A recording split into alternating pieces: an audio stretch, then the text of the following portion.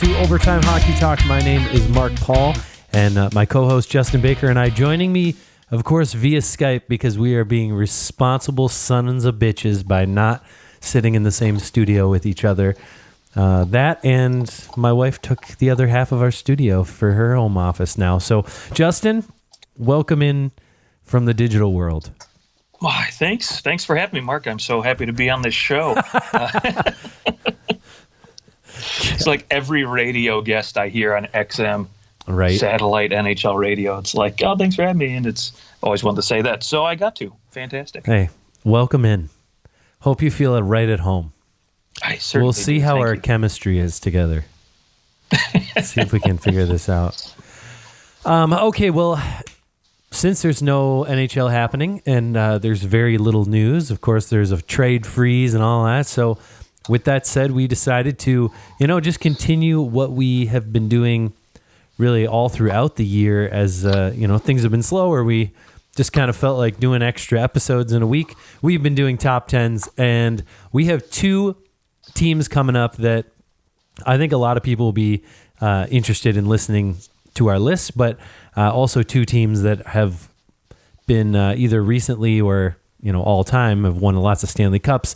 That is the Montreal Canadiens and the Colorado Quebec Nordiques Avalanche deal. Basically, all the Patrick Wa's. All the Patrick Wa's. All the Patrick Wa's. So with that said, we're going to start this episode, Montreal Canadiens. Next episode that you will hear will be the Nordiques and Avalanche.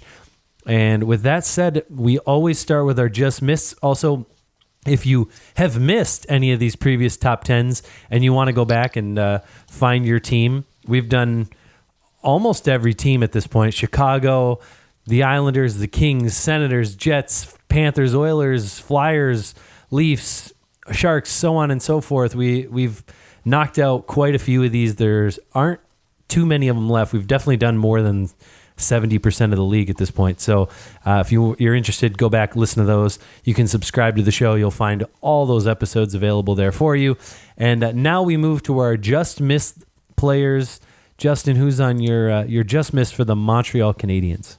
Okay, yeah, this was tough. I looked at this list, and there's just a lot of quality players. A couple of good players that played for the Canadiens, eh? Yeah, they had a few. So the first person on my just missed was Bernie Geoffrion. He also Boom is the first person on my just missed. All right, wonderful. What can't be said about a guy whose nickname is Boom Boom?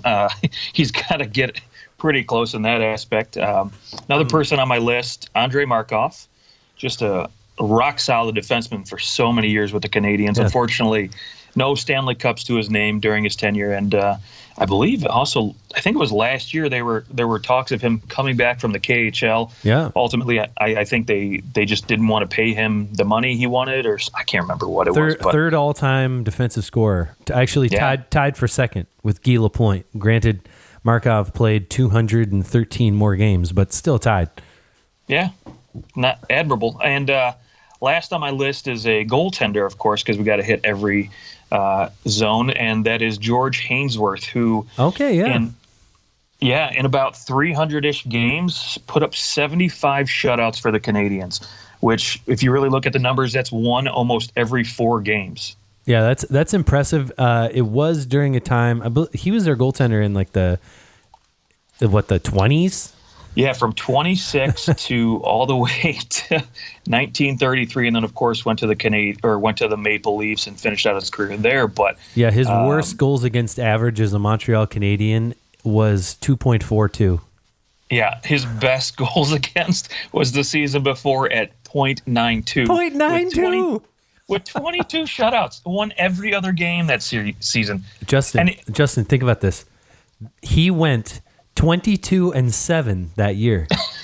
He won every single game by shutting out the other team. Insane. That is just crazy. That is insane. Wow. Montreal did win the Stanley Cup that year too. Or no, they didn't actually. Course. No, they didn't. How did they not? They did.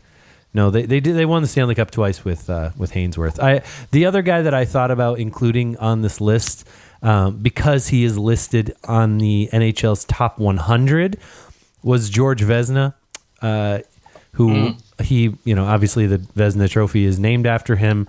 His stats not quite where you'd like them to be in the top 10, in my opinion. Great that he has a trophy named after him, but I mean, in reality, Patrick Waugh could have a trophy named after him. It's just he isn't old as dirt. Well, that's mean because I'm sure all those people are dirt now, but going down a bad road. Savage. Okay, all right. So you're just missed. I also had Ken Dryden, another goaltender on my just missed. Obviously, very talented, maybe the most talented goalie to ever play for the Canadiens, but just kind of he didn't last long enough. He didn't play in the NHL long enough for me to be on that list. And then I have Guy Lapointe. Same idea as Andrei Markov, just second highest defensive scorer, kind of deserves his name tossed out there. Okay, now we're into our top 10. Let's go number 10. Who do you have? All right, number 10 for me is Ken Dryden.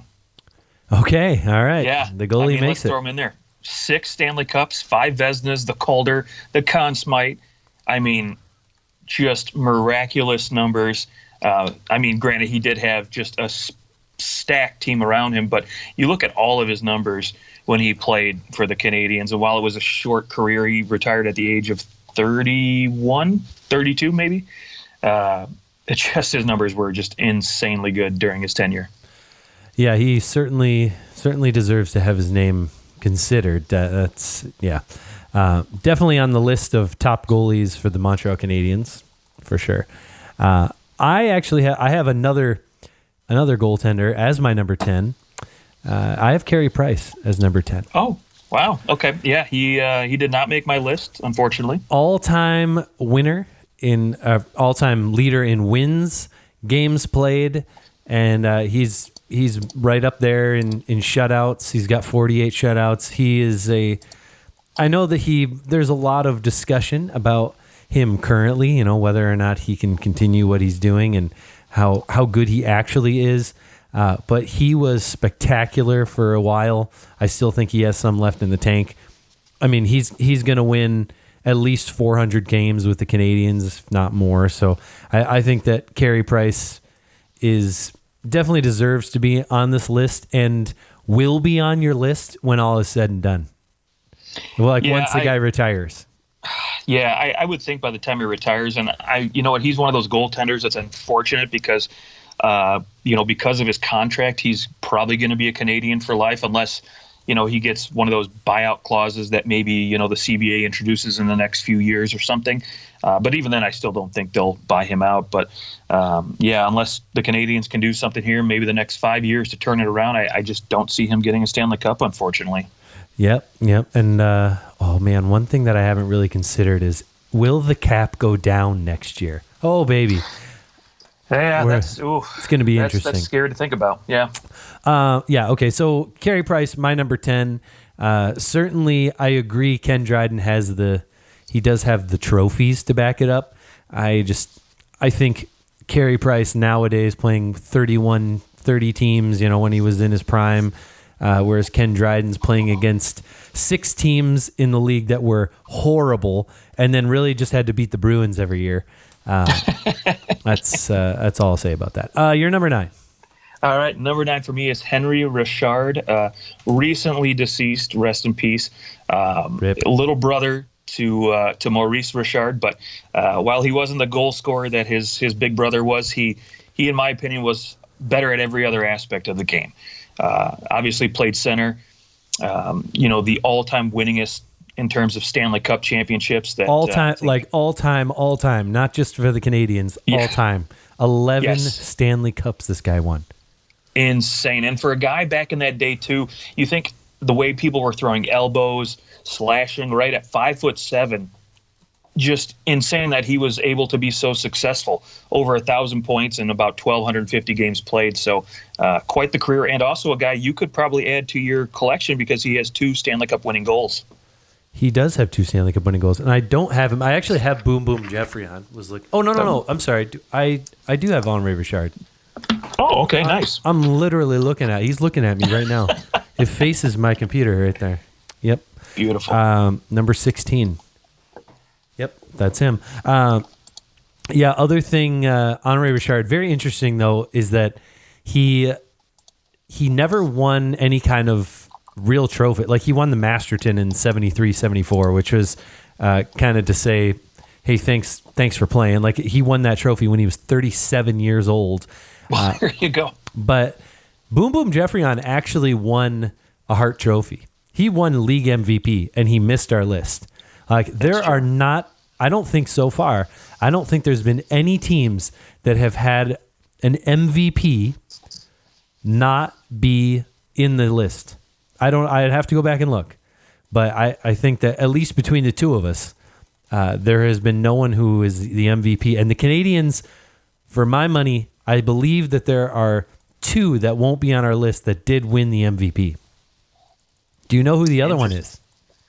Oh, that's a good question. It is a goalie. Why don't you?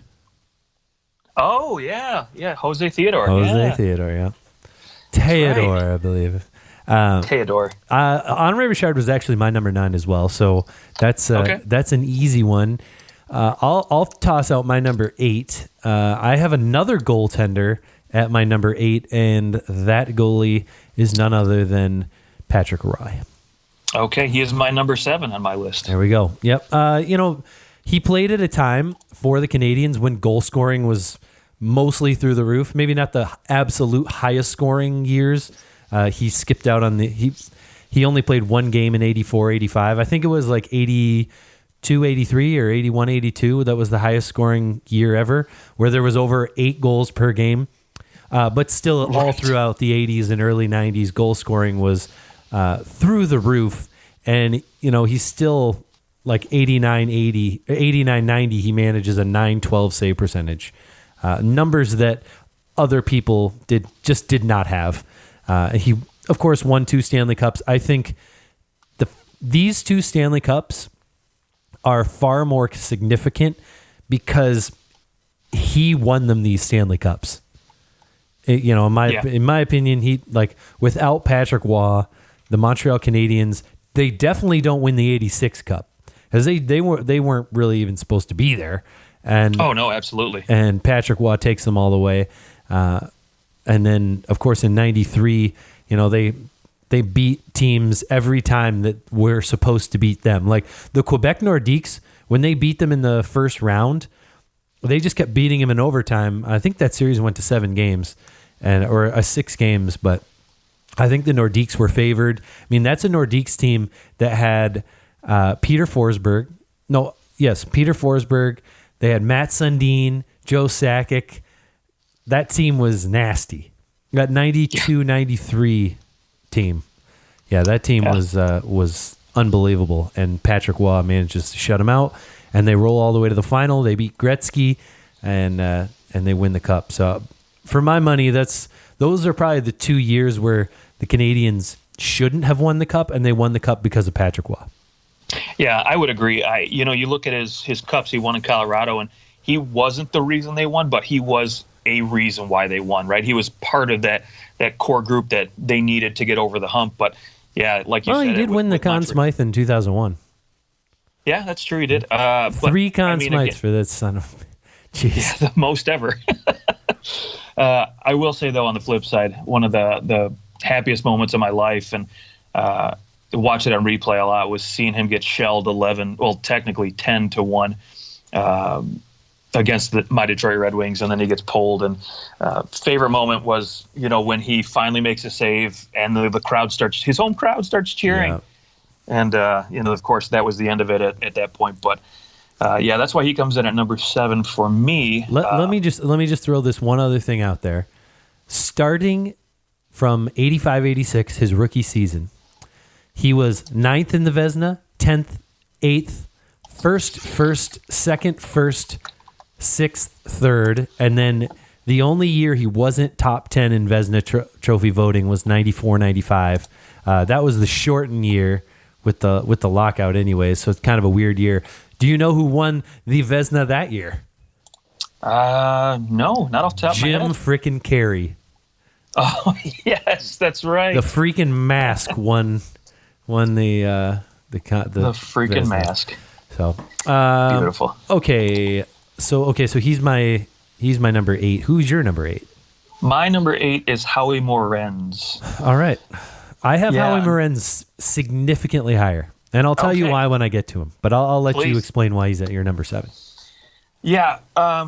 So again, I think, when you look at his career, he did play, very, very early on when there weren't a lot of teams, right? You talked about it, a little bit we talked about it with George Hainsworth back in the 20s and early 30s. But I will say, for a guy who won 3 Hart trophies, it's kind of hard to put him this low. I really wrestled with that a bit because he was, in my opinion, like the first superstar in hockey, and he was that for the Montreal Canadiens. And obviously, we talked about it. He led the league in scoring twice, 3 MVPs, and he led his Canadiens in scoring 7 times. So, I mean, he was one of the better players in the league at that time, if not maybe one of the best, top 3, I would say. So, again, a little hard to put him, this low on the list, but I just honestly, the era he played in just kind of knocked him down a peg or two, in my opinion.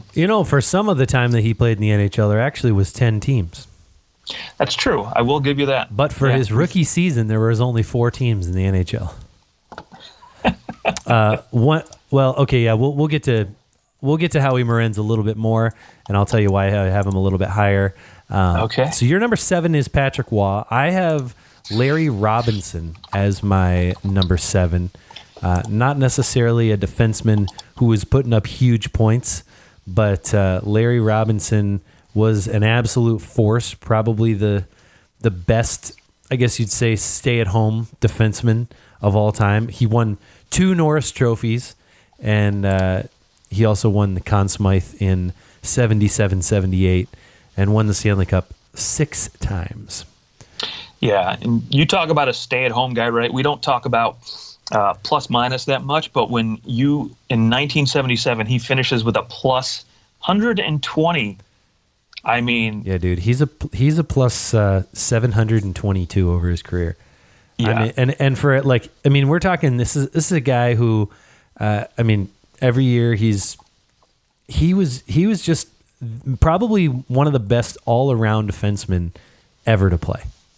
Yeah, and I would say if it weren't for that pesky guy in the Bruins B, he probably would have a few more Norris trophies on his shelf. Yeah, absolutely. And even into the 80s, he was still putting up, 85, 86 at 34 years old, he put up 82 points. So maybe erasing my thought of a stay-at-home defenseman, but he was just a guy who could bruise you.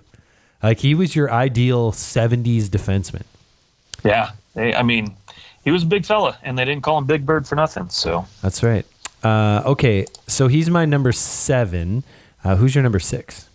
Number 6 for me is Jacques Plante. Oh, all right. We're on the same page on him.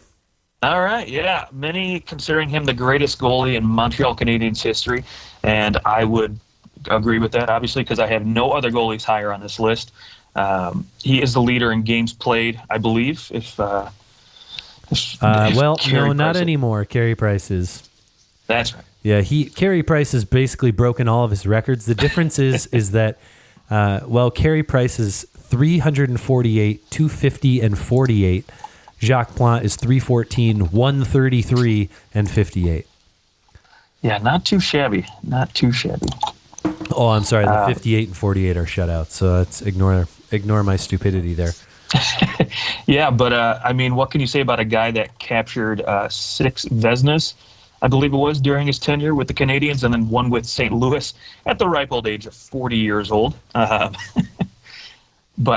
this guy, again, just there's not much that already has been said. The guy's probably the greatest goaltender in Canadiens history, and I think if maybe Carey Price could muscle up a few Stanley Cups, he could easily cement himself in that conversation, but unfortunately not going to happen for him. So, hey, what can you do? It also, there's just so many more games being played now too. True. Okay, my number 6, Jacques Plante. Into the top 5. Who do you have at number 5? Yeah, number 5 for me is Larry Robinson. Okay, all right, you got him a little higher. Yeah, a little bit higher. I just loved his all-around game, the way he was able to still be so so defensive minded while still putting up great numbers offensively. I mean, we talked about it. He had, let me count it here to start his career off. I mean, he ran through, his first full season. He ran off with 26 points, okay, but then after that it was 61, 40, 85, 65, 61, 75. So he exploded. That right, he gets to play with Guy Lafleur sending him the puck. That's in an era where goalies began to fade. Exactly, but and people ran to the WHA.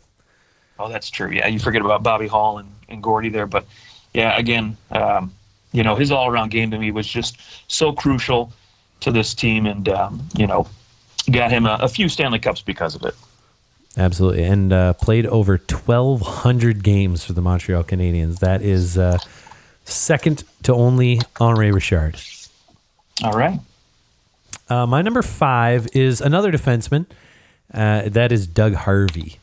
Doug Harvey, defenseman during the 50s and 60s when Maurice Richard, guys are talking about him playing on those 50s teams, all saying he was the best defenseman that they ever played with. I think that Doug Harvey's maybe one of the most underrated defensemen of all time. I don't think that like regular people know who he is. Of course, everyone knows who Bobby Orr is, but he was considered the offensive defenseman of his day.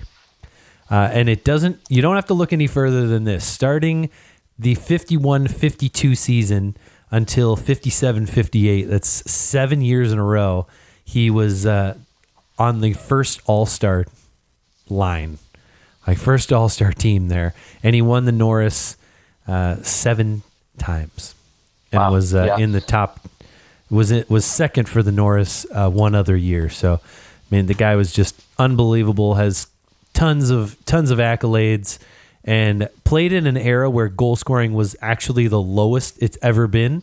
Maybe other than the late 90s, early 2000s could give it a run for its money, but those in the 50s, guys just didn't put up huge points.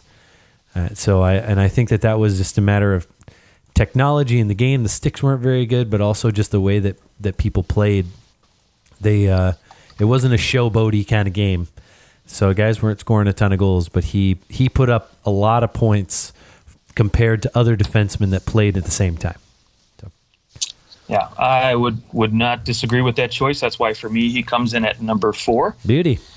Yeah, and you talked about it. He was an offensive defenseman before there was really that term, and Bobby Orr kind of popularized that. You think about this, right? He played on a power play, and especially when you say goal scoring is a little bit lower, but he quarterbacks a power play that features Jean Beliveau, the Rocket Richard, and Boom Boom Geoffrion. Bye. Yeah, see ya. So, not too shabby. Not too shabby. I think there was a chance that there would be like 4 or 5 Hart Trophy winners on the ice at the same time for the Montreal Canadiens at one point. Yeah, insane. That's pretty crazy to think about. Okay, we're my number 4, and this is just I think we're gonna have some pretty similar players other than one here. My number 4 is Guy Lafleur. Okay, my number 3. Yeah, the flower drops in there, and he is the all-time leading point getter and has the most assists, second most goals only to Maurice Rocket Richard.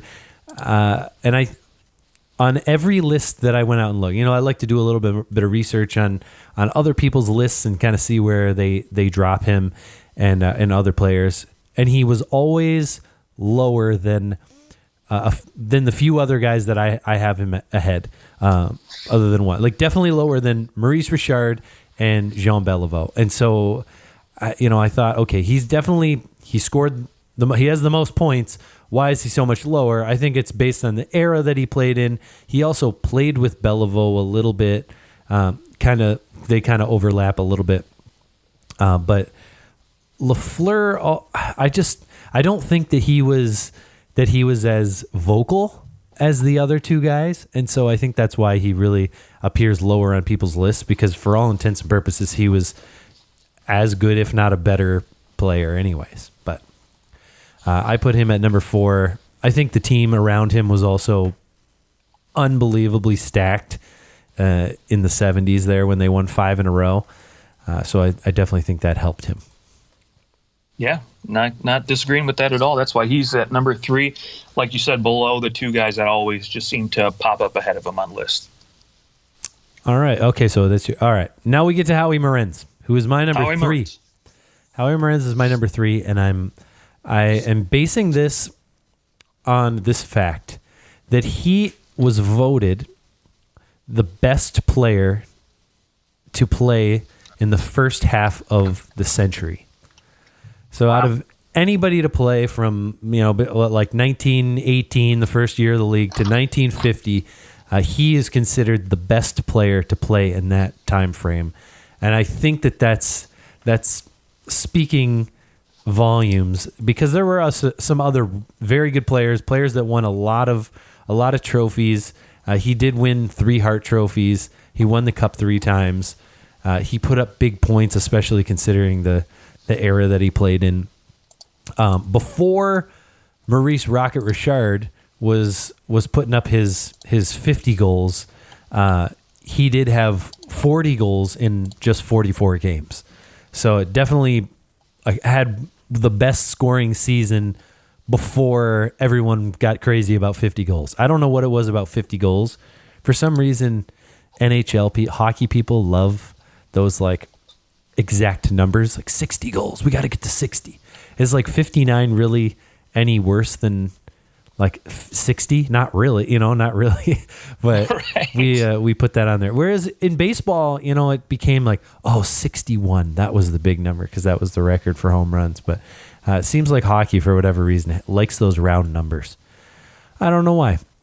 But he goes in there, I think, being the best player to play in the first half of the century there, gives him the nod for me, especially since, we tend to ignore those guys that played when we really have no video of them at all. And a lot of it is just based on stats and what we can read. All right. Beautiful. All right. Let's go. Your number 2.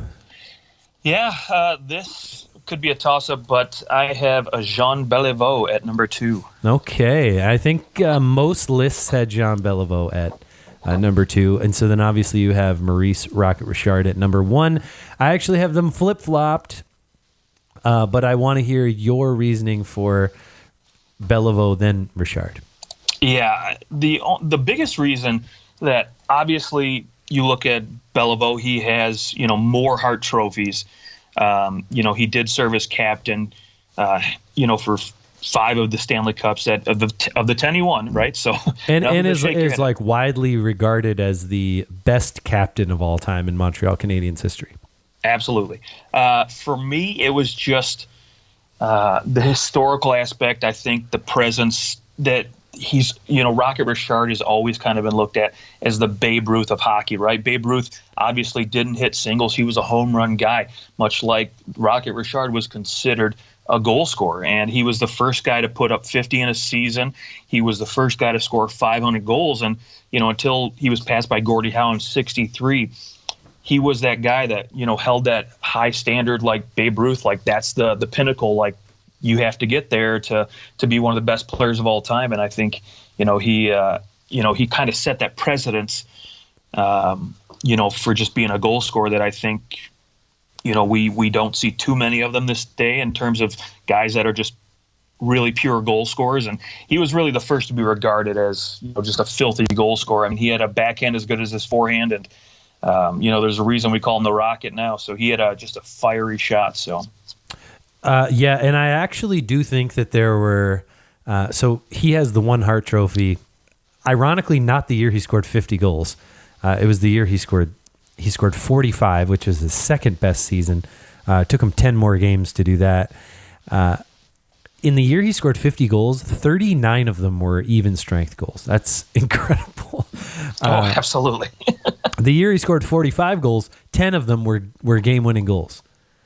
And then in 55-56, he scored 38 goals. 12 of those were game-winning goals. So the guy was clutch. I'm wondering if some of the reason he didn't win the Hart was because he was an asshole. Like people in the media, I think there were quite a few people that didn't like him. he obviously, like, I mean, you know all about basically the riot that he helped start remember when he got suspended during the playoffs by the commissioner, and a huge riot happened in Montreal, and away we go there. Not too many players that cause people to riot when they get suspended. Pretty crazy. I have Jean Beliveau ahead of him. He does have more Stanley Cups. He won the Hart one extra time. He led the league in points. He also won a Conn Smythe trophy as well for top player in the playoffs. I think that Maurice Rocket Richard is, like, I think a lot of people want to compare like an Ovechkin now. You know, we look at him and we compare him to Maurice Rocket Richard, which I think is a fair comparison, especially when you compare Sidney Crosby with their battle, and Sidney Crosby has a lot more of the overall trophies, whereas Ovechkin just wins all the Rocket Richard trophies. Ironically, the Richard trophies, he wins them all. I do think that Richard was more or less he had one element to him. He could score goals, which is a great element to have. But I think that, and he was certainly fiery and aggressive and all that. But I do think that Jean Beliveau is the best overall roundabout player that has ever played for the Montreal Canadiens. I do think that he's the best hockey player to ever play for them. Maurice Rochechard, best goal scorer to ever play for the Montreal Canadiens. Not a bad thing to be. That's why I have Beliveau at number 1. All right. Well, hey, I honestly can't argue with your decision. I mean, either one of these guys, in my opinion, would be worthy of a number 1 for all time. All right. Well, there's our top 10 Montreal Canadiens. Let us know what you thought. Hit us on Twitter at OT Hockey Talk. We'll just continue bringing you these top 10s for as long as we need to. And hopefully the NHL season will get started sometime. Hopefully we get to see the completion of this season. I'd be quite disappointed if the rest of the season got canceled. I'm hoping, Justin. Before we sign off, actually, this is what we'll do. We'll open the next show with our idea for how the NHL can start back up with a bang and move into the playoffs somehow. We'll have that on our next show. Until then, we'll talk to you guys very soon. Stay safe out there. Distance yourself from all those nasty motherfuckers. All right, we'll talk to you guys soon.